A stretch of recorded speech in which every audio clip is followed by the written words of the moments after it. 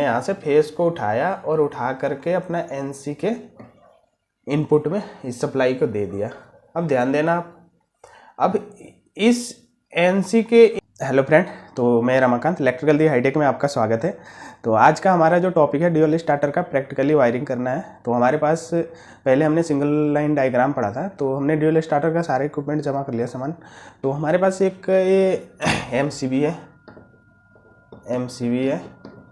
हमारे पास एक एनसी है, हमारे पास एक एनओ है, एक सेकेंड, तो हमारे पास ये एनओ है और हमारे पास एक कॉन्टेक्टर है। तो हम आपको स्टेप बाय स्टेप बताएंगे कि इसका वायरिंग कैसे करना है। तो सबसे पहले हमारे पास 2 पोल की एमसीबी है, जिसमें कि एक हमारे पास फेस सप्लाई है और दूसरा हमारे पास न्यूट्रल है,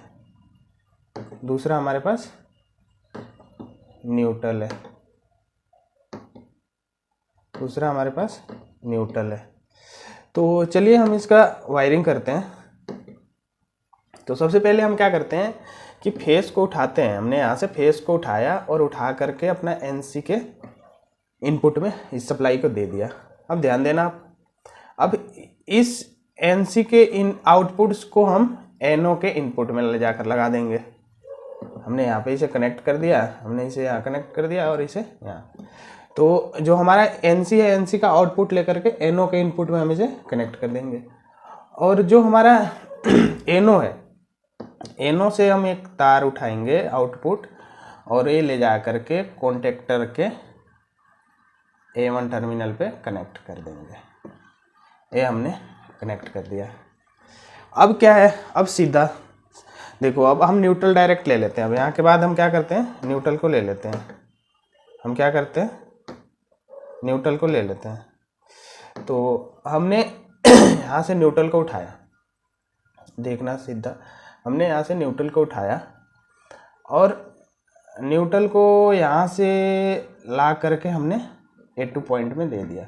हमारे A2 पॉइंट में न्यूट्रल कनेक्ट हो गया।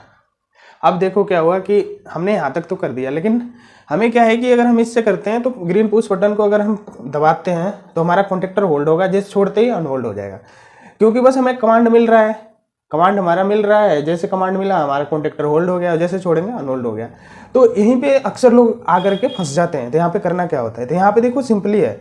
अब आपको होल्डिंग के लिए एक वायर उठाना है, कहाँ से, एनओ का इनपुट से। ये हमारे पास एनओ है, हमने एनओ के इनपुट से हमें एक वायर उठाना है। एनओ के इनपुट से, हमारा ये एनओ का इनपुट है, हमने यहाँ से एक वायर उठाया और इसे हम दे दिया कॉन्टेक्टर के एनओ में। ये हमारे पास एनओ पॉइंट है कॉन्टेक्टर का। अब क्या करना है कि इस एनओ से हम एक सप्लाई उठाएंगे और इसे हम कनेक्ट कर देंगे यहाँ पे A1 के साथ। तो ये हमारा ड्यूअल स्टार्टर का कंट्रोलिंग हो गया पूरा। तो इस प्रकार से हम ड्यूअल स्टार्टर आसानी से बना सकते हैं। तो पहले हमने सिंगल लाइन डायग्राम पढ़ा था, आज हमने मल्टी लाइन देख लिया, क्योंकि हमारे पास एक कॉन्टेक्टर है, एक हमारे पास ग्रीन पुश बटन है, एक रेड पुश बटन है, 2 पोल का एमसीबी है। तो हमने इसका सिंपल सा करा कि हमने फेस को लिया और एनसी में दे दिया, एनसी का आउटपुट को एनओ के इनपुट में दे दिया, एनओ के आउटपुट को हमने ले जा करके कॉन्टेक्टर के A1 पॉइंट में दे दिया और न्यूट्रल को डायरेक्ट हमने यहाँ से जा करके A2 में दे दिया। अब तीसरा चीज़ हमारा बचा, कॉन्टेक्टर को होल्डिंग के लिए हमें चाहिए कमांड, क्योंकि मैं इसे जब कमांड दूंगा, कमांड देते ही होल्ड होगा, कमांड छोड़ते ही अनहोल्ड हो जाएगा।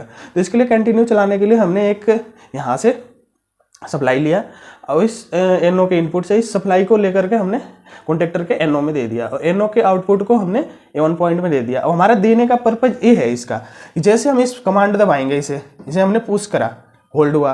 अब होल्ड होते ही एनओ हमारा एनसी बन जाएगा, एनसी बनेगा तो हमारा सप्लाई पास हो जाएगा। अब जैसे आप समझना कि हमारे पास